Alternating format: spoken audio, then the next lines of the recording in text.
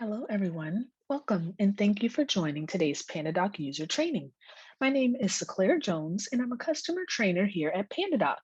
We'll get started in a few minutes, but in the meantime, please let me know if you can hear me okay, for one.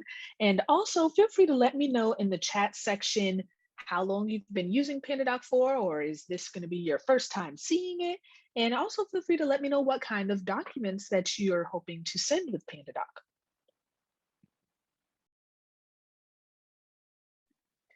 All right. Again, thank you for joining, and thank you for those who were able to confirm you can hear me okay. And I see we have a few, most of it looks like new users creating some contracts, new client documents. So yeah, anyone else that wants to kind of let me know what you're using PandaDoc for, feel free to do so in the chat. But we'll go ahead and get started. So, in terms of housekeeping, we are recording, and a recording will be sent to all of you in a follow up email tomorrow. Also, if you're having any audio issues, feel free to kind of play around with your audio settings. And as some of you have already started doing, feel free to drop any questions or comments or anything you'd like to share in the chat section. And be sure to include panelists and attendees if you want everyone to see what you're saying. Right, for our agenda, so we're going to look at how to set up your documents within PandaDoc to really make sure you're leveraging some of our key features. We'll also talk about how to then send, track, and manage your documents within your workspace. And then we'll also look at some settings that you can configure. And of course, we'll have plenty of time for Q&A, but feel free to drop any questions that you have throughout our time in the chat section, and I'll pause at different points throughout so we can discuss those. So before we jump into PandaDoc itself, just want to clarify that basically within PandaDoc, you can create templates out of the documents that you are currently sending frequently. So we're going to create a template. This is going to serve as a master copy in your PandaDoc workspace. And then you're going to be able to add certain placeholders to that template. So then when it comes time to actually send the document to specific people, it's going to be a lot easier, as you'll see. So let's jump right into PandaDoc. So for those of you who are brand new to PandaDoc, this is what you'll see when you first log in. And in your dashboard, you have these different tiles, and they represent the different stages that your documents can be in at any point in time. So as soon as you start one up, it's going to land in draft. As soon as it's done, it'll be in completed. And you'll also be able to see a full list view of all the documents in that particular status. You can also organize this by time frame at the top here. And then you can also filter it by members. So if you're an admin in your workspace, you'll be able to see everyone's documents and all of that different activity, but you can also filter it to specific people or to yourself specifically.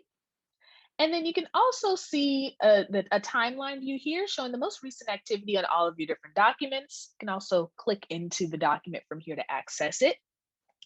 And so for those who, in terms of the most basic way to use PandaDoc, you can come right here to new document, upload your document, and add some recipients and send it out. I'm going to show you a little bit more advanced way to use it, just to really make sure that you're getting the most out of PandaDoc. So we'll talk about that as we start with our templates. But first, just to get you oriented, so we have the dashboard, you have your documents and templates. Remember the master copies here. Documents are going to be client or recipient specific versions or copies. We also have forms. So with this, you can turn a template into a form, and then you can post that on your website for people to come and fill information in. You also have the content library where you can store individual assets of content, and then you can pull those pieces of content into your templates and your documents. You can store those there. For those who are maybe sending out proposals, you can store products in the catalog. You've also got your contact section. So every time you add a recipient to send the document to, that's going to automatically be stored in your contacts. But you can also import contacts here. You've also got some reporting that you can do. The inbox is going to show you any documents that have been sent to you to be signed. We've got our add-on store where you can see our different features available, and then settings, which we'll look at a little more closely after we send our first document. So let's jump into the template section. So you can actually organize your templates and your documents by folders. You can add tags to them. And you can also pull from our template gallery if you're looking for a new look, but not exactly sure where to get started. So if you click on the create button, you see a few options you have to start creating a template. You can create something completely from scratch. You can upload something you already have and kind of work with that. And then you can also choose from our template gallery again. So just click here and just add it right. You can add it right into your workspace. So we'll look at how to upload something that you have, but really you can mix and match all of these different options. So, all right, so you'll also notice this little message here. So basically PDFs, different Microsoft Office files that aren't docx, when you upload those, it's gonna basically be uploaded like a scanned copy of the document.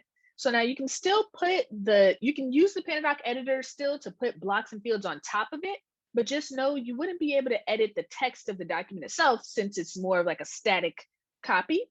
But if you upload a docx file, then you'll be able to turn it into something that's fully editable in PandaDoc. So using a PDF, that may be kind of a good option when you're just getting started, because then there won't be a lot of editing to do just yet, but not the best long term, because when you do want to make changes to your document, you don't want to have to do it in Word or some other tool, then re-upload it every time that you just want to make some tweaks. So I will pull in a very simple document for today.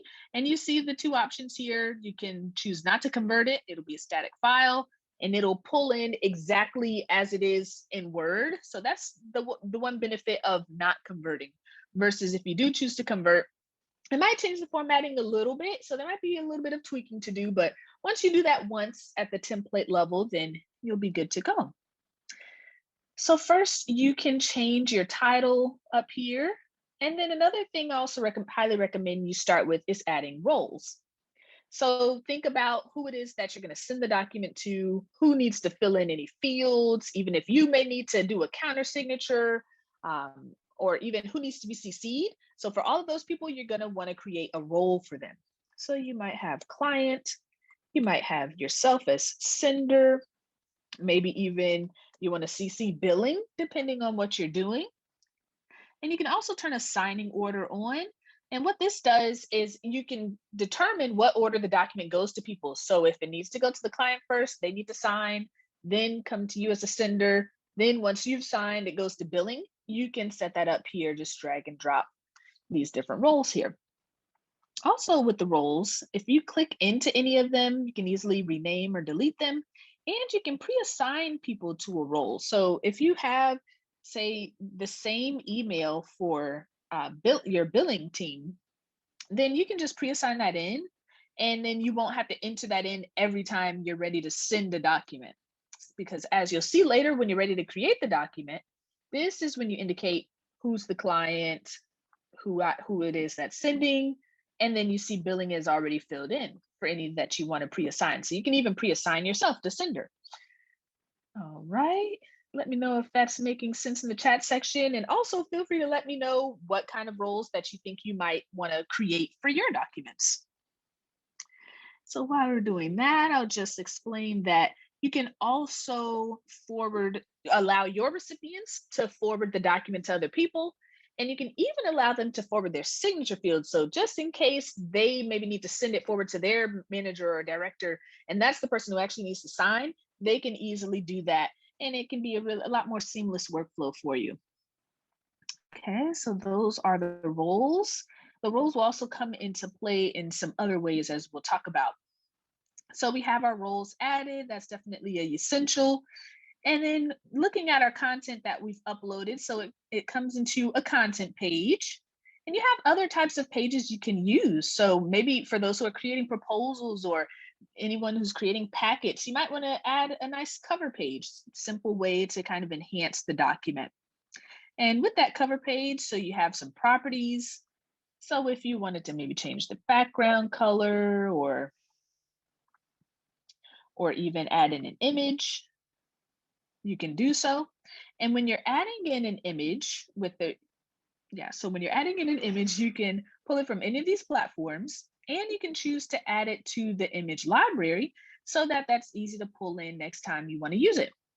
For example, we have our image library here, and I can pull in this nice background image there.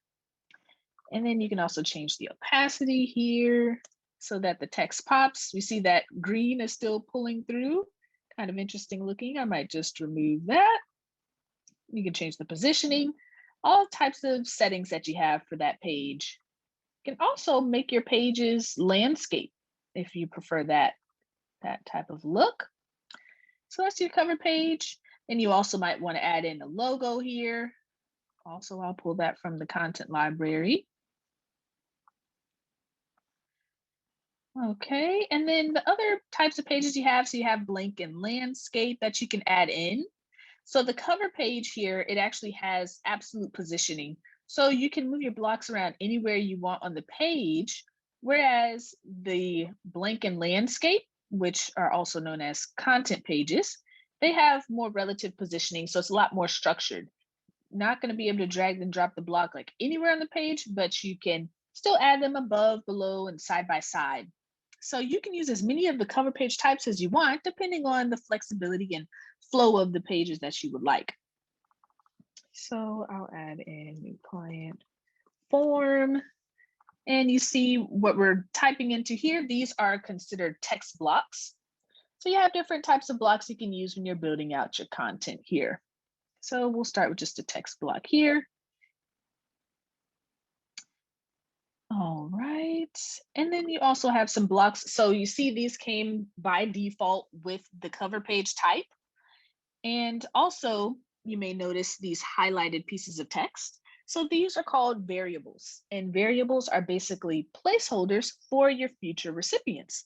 So if in all of your documents you want to indicate your company's information and your name, and also, but you also want to include the client's name to kind of personalize the document for them, you can add these variables here. So these are added by default, like I said. But then if you come to this variable section here, you'll see that for each role that you create up top here, it automatically creates then these variables that you can now make use of. So you can see all of those there. So let's say we wanted to add in client company name to the title. So client form 4. So you just click on it to copy it, and then you can paste it. So I used my keyboard, but you can also right click and paste it that way. And you can pull that in. And so this information, if you store it in the contact section, it's going to automatically populate into your documents with that client contact's company name. So we can talk a little bit more about that later as we're creating the document. That might kind of start to come together better. So we see our other role, different variable options. You also have some system variables. So these, if you say we wanted to include document created date, then again, we can just right click and paste it. And that's automatically going to be populated based on the date that you actually create this document for this particular client company. Same with, say, expiration date, whatever you set, there'll be a unique document reference number associated with that document. So you can reference that within with a variable as well. You can also turn on the template sequencing, so you can use the sequence number here. And then also document value, if you're going to be using pricing tables in your documents, then you can kind of reference that document value. Okay, so what questions do we have, if any, so far? Now, we've covered a lot.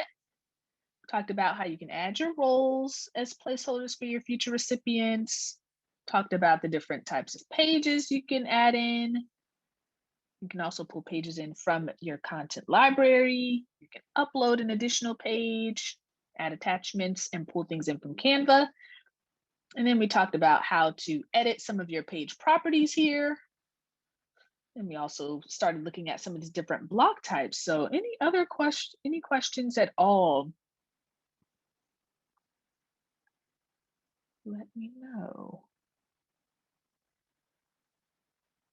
Okay, so moving along. So we've already included the new client form name here. So we'll just add in, keeping it very simple today. So now let's talk about fields. So fields is great for any information that you need to gather from your recipients, or even if you need to collect signatures, then you're going to use these fields. So first, you're going to choose the role of the person who actually needs to fill the field in. So if we want to know the name of the best contact, just going to drag and drop that field in.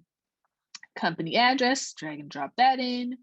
You can make it bigger if you want with the little bubbles in the corners there. And then let's say for signature, we might want to just make a little bit more space here. And drag and drop that in. And then our date. So it's simple as that when it comes to adding your fields in. Also, when you click into the field, you can change the font size. If you need to switch who it's assigned to, then you can do so. If you have a lot of fields, you might want to just duplicate, and it'll be a lot easier to add those in. And then you also have some properties you can adjust here. So if you want it to say name in the field, that's what your recipients will see. You can also add in some validation. So if you really need it to be an email address for them to enter that in, then just select whatever you need here to ensure that that's the type of content that you get. You can also set your fields to be required or not. If you make it required, then your recipients will have to put something in the field in order to mark the document as complete. You can also allow for multiple lines of text if it may be a lot of content that they need to enter. And then for sensitive information, you can mask that field data. You also have the text field ID. For most people, this won't really be relevant, but if you're using forms, then that's where it will become more relevant. So you can choose different, or you have different fields that have different IDs. And then we also have a merge field option. So for anyone that may be using a customer relationship management tool, such as Salesforce or HubSpot, you can set it up so that some of your data in the CRM, it pushes into these fields. But if the field is assigned to the client, then they could still edit and change that if that's needed. Okay. So the merge field, this is actually similar to also functionality that's possible with the variables. So if you are using a CRM, you can also push the data in via variables. There's going to be a specific list of what those variables are called and what you need to use. And then you can copy and paste them into the template if you're really trying to reduce that manual input of data from the CRM into the document. So let me know if you have any questions about that. Can definitely talk a little bit more about CRMs later in the call if that's of interest to anyone. Okay, so those are the main things that you need to know about fields. I have a lot of different field options here. If you want to collect payments with the Stripe integration, you have the card details field option. And once recipients enter in that information, it would then be stored in your Stripe account. Okay, so those are your blocks, your fields. If you're interested in, say, the image block, we were looking at this earlier, just click to upload and add images. Video, all you need to do is click. And let's say we want to add in just a link to a video here and just copy and paste it right there. So it will need to live in YouTube, Vimeo, Wistia, or Vidyard here. But then you'll just pull that link in and it's going to be embedded right in your document.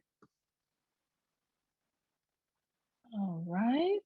So now you also have some options, some design options. So for a really simple document like this might not be super relevant, but for those who maybe have multiple pages of documents, you can set it so you can change all your headings at the same time.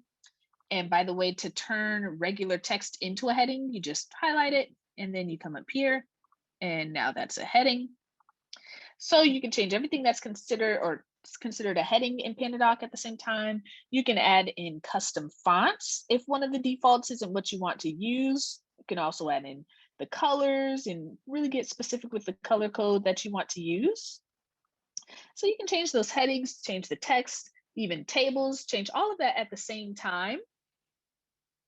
And then you can save that as a theme that you can then apply to other templates as well. So you don't have to do that work all over again. So that's the design section. Okay, so please feel free to let me know in the chat how you guys are feeling, what you're thinking so far. Any questions at all?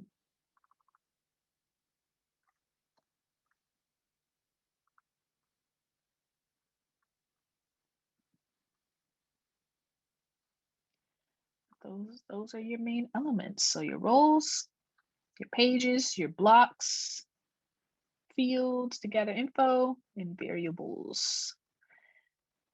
Okay, so really quickly, you also have some settings you can turn on. So you can set your documents to expire after a certain number of days. If you click here, if you click here on reminders, then you can basically set up recurring reminders to go to your recipients, and they'll keep getting those reminders until they sign the document. And then also, if you have the renewals feature, then you can give yourself an internal reminder of any contracts that may be up for renewal. Also from here, you click into workflow for those who are admins and managers. If you want to, if you have an approvals process where basically the document needs to go to you or other managers and you have different levels of approval, then you can add your approvers in here. So you can add them in one by one, or you can do a group and basically say this is the manager group. And as long as one person from this group approves of it, then it can move forward. So you have some options there. All right. You can also see a version history if you ever want to restore a previous version of the document you were working on. You can also turn this template into a form and then put that on your website for people to come fill in. And then you can also add your content to the content library. So you can upload files into the library, as I showed you earlier in the from the navigation bar over here. But then you can also upload content that you create from scratch within PandaDoc into the library. So that's how you would add the template.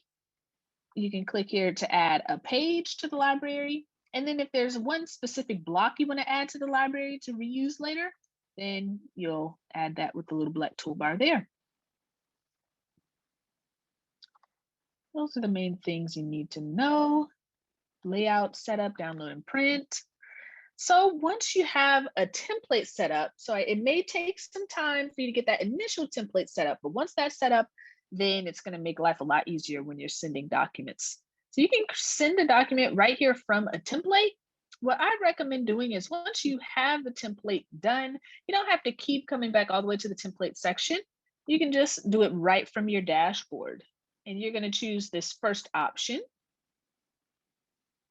And here you're going to see the templates you've used most recently. You see all of your folders. So we're selecting our template.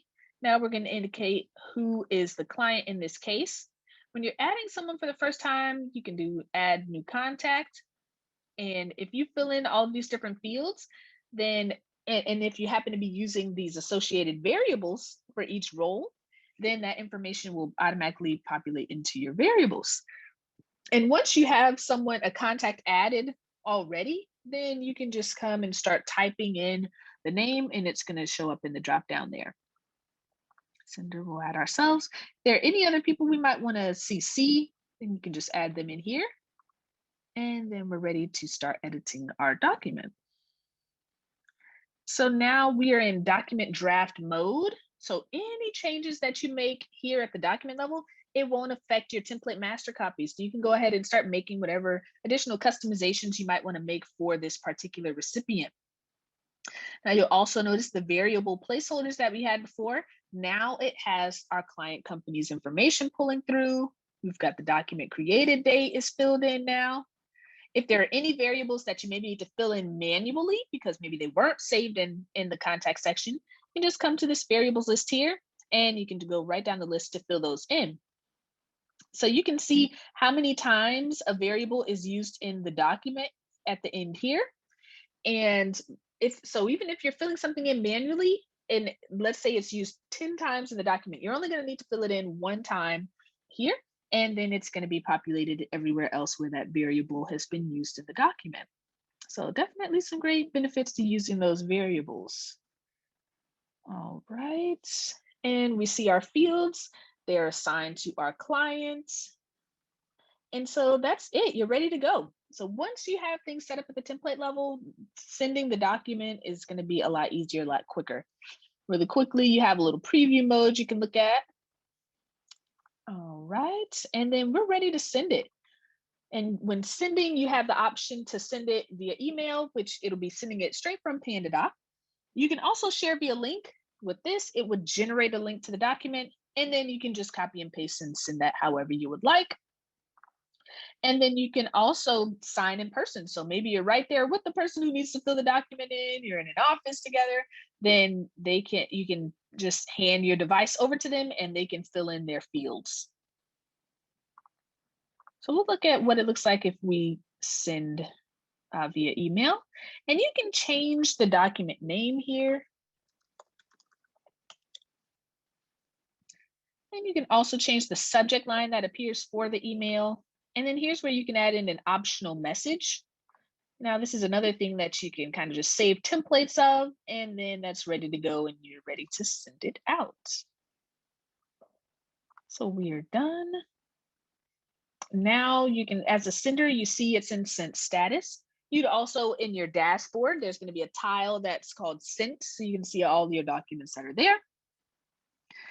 And so now let's navigate on over to my inbox so you can see what the experience would look like for your recipients. All right. So now this is what your recipients are going to receive in their email boxes. And you can change all the branding of the email. I'll show you exactly where to do that in settings. And then here's a little message. So all they need to do is click open documents. And I'm going to scroll through. We let them know, hey, you've got 4 required fields. You can go ahead and get started. They can scroll. And it's going to take them straight to their required fields. So really easy to fill that information in. When they're signing, they can get fancy, choose their fonts, choose the colors. And then they can also upload an image of their signature if that's preferred. Or if they want a little bit of a challenge, they can draw it. And then they can enter in the date. And that's it. If they want to watch a little video, they can do so. It's not going to take them to another window. If they happen to have any questions, they can come right here to this chat section and respond to your original message or add any additional questions. And as long as you don't turn off that notification feature in settings, you'll receive an email for that. And then that's it. They can finish it and they're all done. So no longer are you emailing an attachment of your document, sending it to them. They're maybe printing it off, signing, re-uploading, scanning, all of that. Just a few clicks and the document is complete.